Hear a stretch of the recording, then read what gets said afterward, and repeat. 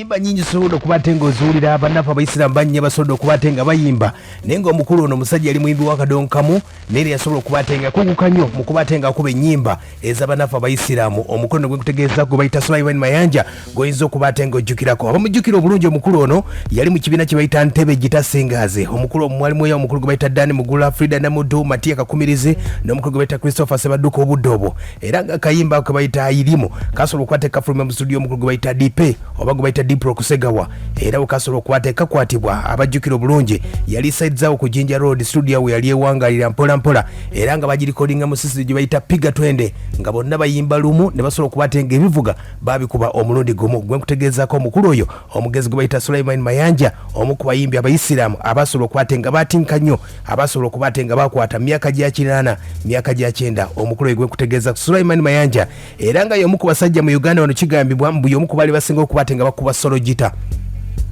gwanyumirwa ennyimba zonna. omusajja oyo gwe bayita Sulaiman Mayanja y'omu ku basingiranga ddala ebiseera ebyo mu Uganda okuba solo gita era nga kigamba nti ennyimba za Ntebe Gita Singers obudde obwo ze baali bakuba omukulu oyo eyali ateekamu eggone eryo erya solo gita. abatamanyi solo gita oyinza okugamba nti solo gita nga sibitegeera. solo gita kabeera ebeera eyo gita kabeera eyo gita yakalobooza akatini akabwatuka ennyo eyo gye bayita solo gita. kati omukulu gwe bayita Sulaiman Mayanja yali asinga okubatenga ng'akuba nga tuyingira myaka gya 9 omukulu ono oyo yatufaako era bamuzika saize ejjinja wakatundu bakayita Bulamaji nga wakatuuka katundu bakayita Nakibizi. omukulu gwe bayita Sulaiman Mayanja yasobola okuba atenga azikibwe mbera yasobola okuba atenga etambula. omukulu oyo nga bwe kutegeezaako yali mu kibiina kye bayita Ntebe Gita Singers.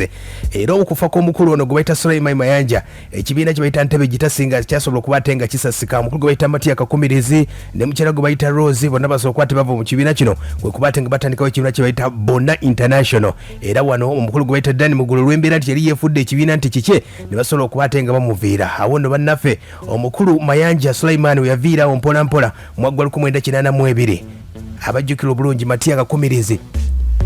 abajjukira nga Matia Kakumirizi bakamusiba. awo nno Matia Kakumirizi yasobola okubatenga amwaniriza mu kibiina kye bayita Ntebe Gita Singers nga bwesobodde okuba atenga kutegeezaako n'ennyimba nyingi zisobola okubatenga kuba zengenda okubatenga nkubulirako. omanye bannaffe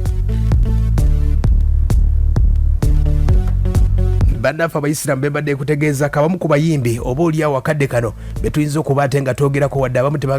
tebajjukira kubatenga baboogerako naye nga zaali mpagi nnene nnyo mu kuba atenga ayimba. Sulaiman Mayanja nno okubatenga atandika ebintu by'endongo omukulu gwe bayita Matia Kakumirizi yamujja mu bitundu by'Entebe eyo. mu bitundu by'Entebe yalina woofiisi yali akolanga telefone operator obudde obwo. abajjukira amasimu g'eddaaga ag'okunyoolanyola. kati omukulu ono Sulaiman Mayanja kwe yali akola omukulu Matia Kakumirizi kwe kuba yamusomeramu ddiru n'amugamba nti jangu oneegatteko mu kibiina kye bayita Ntebe Gita Singers. era njagala okubatenga nkutegeeza bangi bagamba nti Dani Mugula yatandika ekibiina kya Ntebe Gita Singers muba mulimba. yatandika ekibiina bamuyita Matia Kakumirizi wabula Dani Mugula n'asobola okubatenga yakyefunza ekibiina eri bamboozi ndala. Sulaiman Mayanja nga asobodde okubatenga ayingira gye bayita Ntebe Gita Singers bannyo basobola okuba tebamwagala olw'embeera yali musajja mukkakkamu era ng'ayagaliza ng'abantu abakulu banne basobola okuba tebamuwa ekitiibwa. awo nno ng'ayingidde Ntebe Gita Singers y'omu ku bali bakulira ne bandi eyo eya Ntebe Gita Singers abasobola okuba tebakitambuza n'omukulu gwe bayita Matia Kakumirizi gwe nkutegeezaako omu ku bayimbi eyasookera ddala okubatenga ayimba ennyimba z'obuyisiraamu nga bazikuba mbivuga omuli amataali nesobola okubatenga zanyuma paka akadde kano. waliwo omusajja gwe bayita Swaba Kasumba naye asobodde okubatenga akoze kyamannyo okubatenga atumbula ebitone okutumbula music w'abannafu abayisiraamu. era ennyimba ezisingira ddala oba owulidde akayimba ke bayita Irimu aka Sulaiman Mayanja omukulu gwe bayita Swaba Kasumba naye yasobola okubatenga akaddamu naye nga mu kusookera ddala yasookera ddala bamuyita Sulaiman Mayanja. kijje wano gwe kutegeezaako omukulu oyo yasobola okubatenga asookera ddala era yasinza okuba teyakuba oluyimba olwasinga okubatenga luwagalwa nnyo olwo nga bw'oluwulidde. era myaka gya 7 omukulu ono yasobola okubatenga atambuza ebintu. abajjukira myaka gya 7 obudde obwo Idi Amin yali akulembera eggwanga lino Uganda.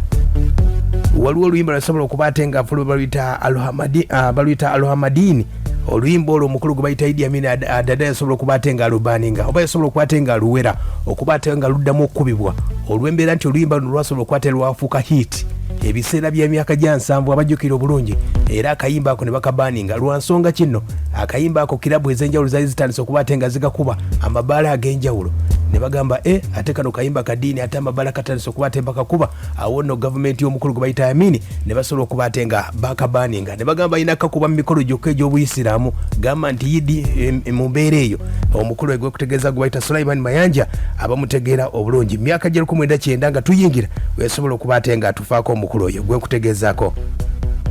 era nga kita yali ava side z'eddegeya abamanyi side z'eddegeya madu side z'eggombe eyo omukulu oyo gye yavanga nga tata bamuyita Mahadi Kagolo ate nga bamwe balimuyitanga Jali ya Nabadda abamujjukira obulungi era muganda w'omukulu ono asoma amawulire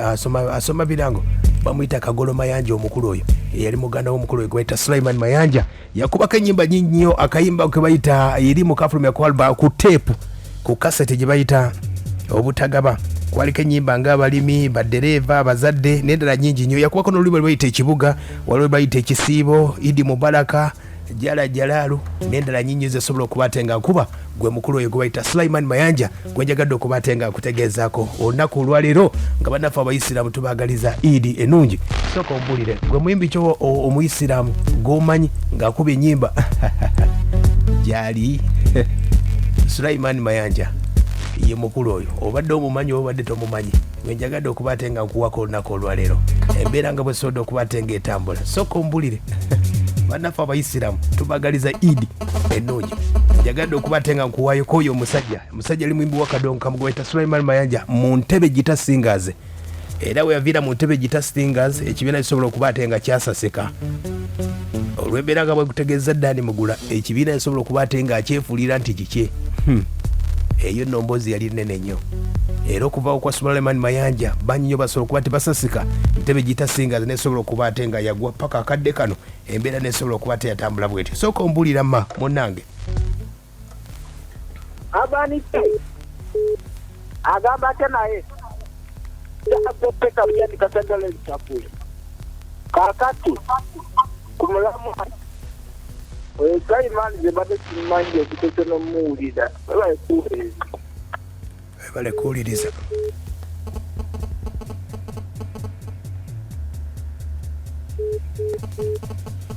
Sulaiman Mayanja ye mukulu oyo sebo agamba atya ye bozi pero ndi kibimba kyazanga naye ajaluna lwaki yetatukubirawo z'abasiraamu naye atukubira ez'abasiraamu asobole okutumbula ekitone kye nsigadde kapero kimba kyazanga sebo abantu bali kutuwe kale bozi